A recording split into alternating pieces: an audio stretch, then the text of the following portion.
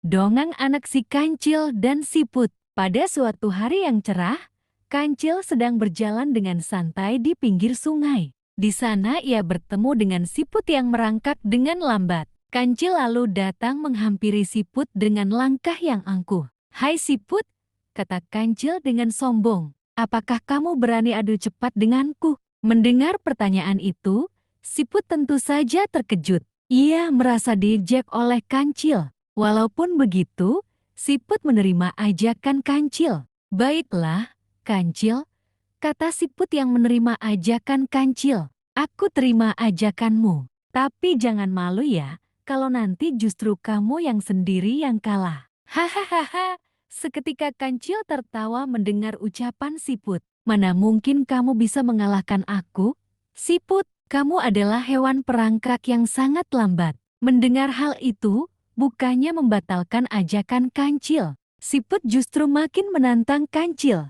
"Baik, tentukan saja kapan kita akan berlomba." "Hari Minggu besok, di sini," kata Kancil. "Pasti akan ada yang melihatku memenangkan lomba. Catat itu." Kancil lalu bergegas pergi dengan tertawa. Sambil menunggu hari perlombaan, Siput mengatur taktik agar Kancil bisa merasakan rasa angkuh dan sombongnya dengan kekalahan. Ia segera mengumpulkan semua siput yang ada di sekitar sungai. Mereka semua tentu saja ingin Kancil kalah. "Hai teman-temanku, tentu saja kita berkumpul di sini untuk membicarakan perlombaan dengan Kancil," kata siput yang akan berlomba. "Tapi bagaimana caranya? Kita memang sudah pasti kalah karena kita merangkak dengan lambat," kata siput yang lain. "Kita harus membagi tugas," kata Siput. "Kalian harus berpencar di setiap rumputan di pinggir sungai sampai garis finish. Nanti kalau dipanggil Kancil, kalian harus jawab." Ide yang cerdas, kita akan menang.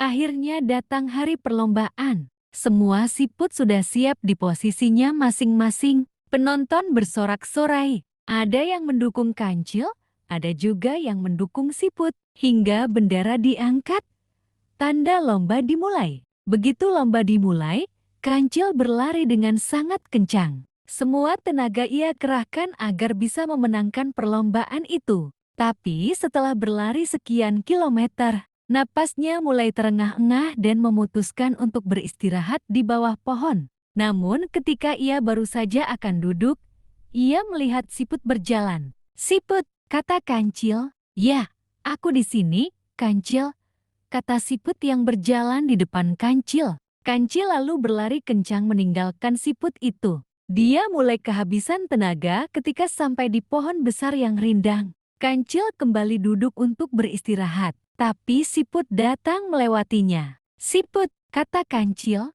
"Ya, aku di sini, Kancil." Begitu seterusnya yang terjadi, hingga Kancil kelelahan dan Siput memenangkan perlombaan.